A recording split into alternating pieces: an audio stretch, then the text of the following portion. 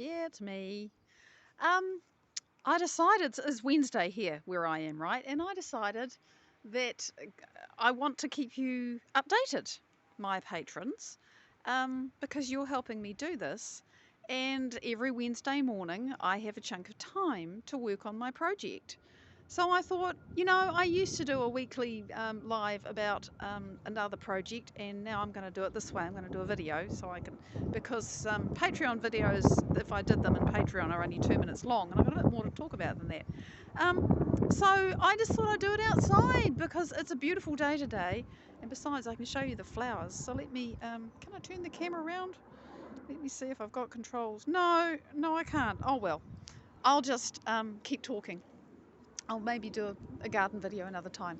So, yeah, I got to the computer and I sat down, and it's like it's always such a relief to sit down and be able to focus on what I want to do.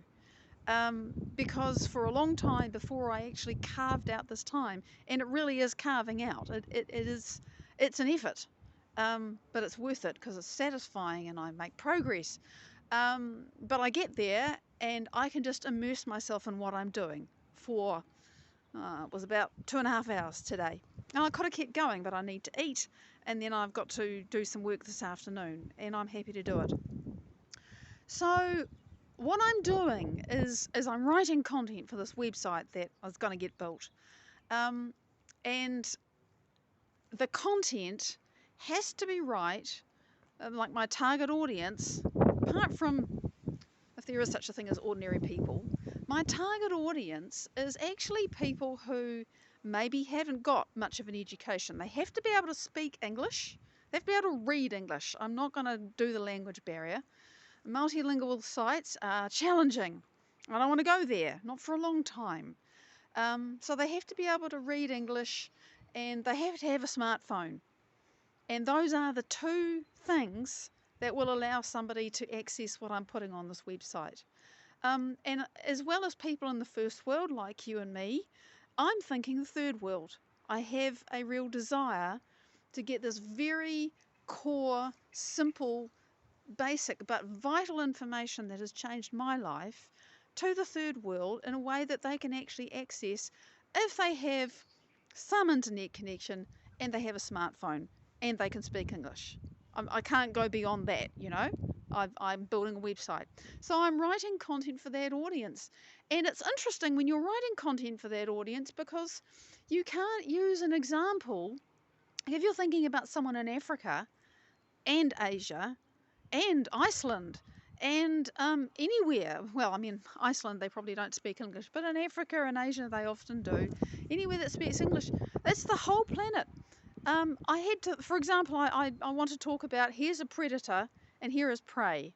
And, you can't use cat and dog because are there cats in the very north of the world? Are there, are there cats in the very poor places in Asia? I really had to think about it, and I finally settled on cat and mouse because I think most of the world will know what that is. If you want to, I'm trying to think of an example.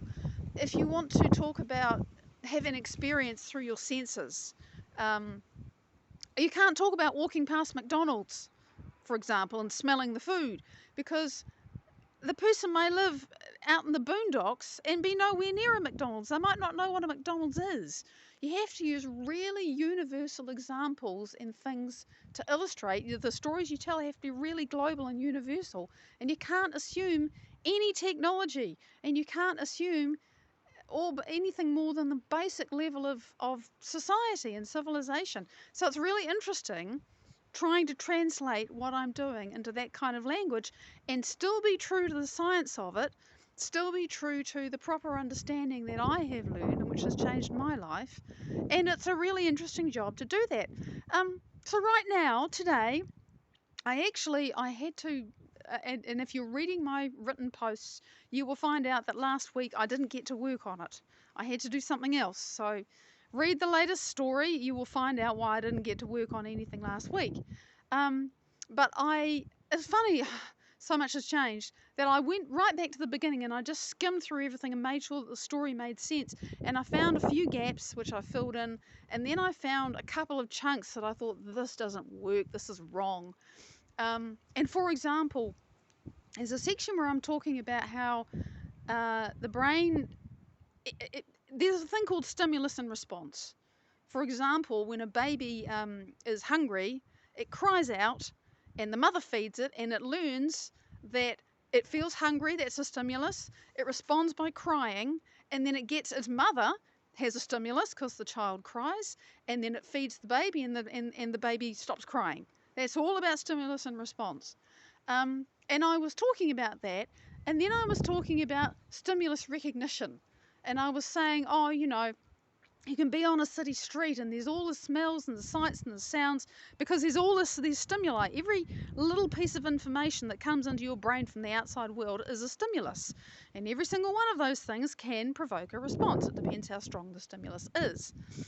But I suddenly realized when I was reading this, hang on a minute, a stimulus is a single thing. And I'm talking about stimulus recognition. No, this is pattern recognition. And I've already talked about pattern recognition earlier, but I haven't talked about it quite this way. And I had to make the connection between, you have a group of stimuli, like I'm outside and I can hear the wind in the trees, and there is blue sky and clouds, and I can see the flowers and the colours and everything else. And I know I'm in my back garden. And my brain has a memory of my back garden, which is composed of all of the familiar stimuli, and together they make a pattern which is stored in my brain as my back garden. And because I know my back garden, I know what to do when I'm here. I know how to survive here. I know that there are certain places if you walk you've got to be careful because there should be a safety rail and there isn't. So you have to, not just blindly walk over an edge where you can fall. I know there are places where the ground is slippery. I'm very familiar with this area, and that's all stored. Pattern recognition says, I'm here in my back garden, and these are the things I need to know. So I made that connection. I unraveled this thing between, here's a stimulus, you have a stimulus and response, and then you have a group of stimuli, and that makes a pattern. And I gave examples of patterns, and the fact that when you have a pattern and you have an experience of wherever or whatever, the next time you see it, you will have remembered something. And because you've remembered something, you recognize the pattern, the memories are then available to you, and that helps you do better in life. And that's the function of it, right? That's the reason why we have pattern recognition. Because if you have something bad happen to you and then you recognize it's going to happen again, you've got a better chance of surviving it or avoiding it because you remember from last time. That's how our brains work. So I'm unpacking this, but I'm doing it for that audience. And every now and then, and I just did this because it's kind of nice for me, I take a little bit and I read it to my husband. And I just said to him, it's just really nice for me to read it out, but also it's kind of a sanity test. And I read it to him and I said, does it make sense? Does it link up? Are there any gaps? He said, no, it's good.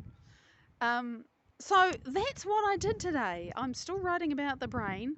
I actually got right from the beginning, just scanning quickly through and finding gaps and stuffing them and finding things that didn't link up. Fixed those, got pretty much to where I was 2 weeks ago. I'm still working on explaining the brain, but very simply. And I actually caught myself running off into a big old rabbit hole and thought, no, too much detail, backed off, cut and paste that to the bottom of the document, use it later somewhere else, not in this place. So that's what I'm doing. And it is what I'm going to be doing for a little while, but there will come a point. It'll be very exciting when I finally get to start work with my developer. He's one of my colleagues, and he's a lovely man. His name is Dan, and I told him about this project more than a year ago, and he said, I'll build it for you. Wow. Anyway, and he's capable and competent. He's not just anybody. He's really pretty good. So that's the update. I've rabbited on for 9.5 minutes.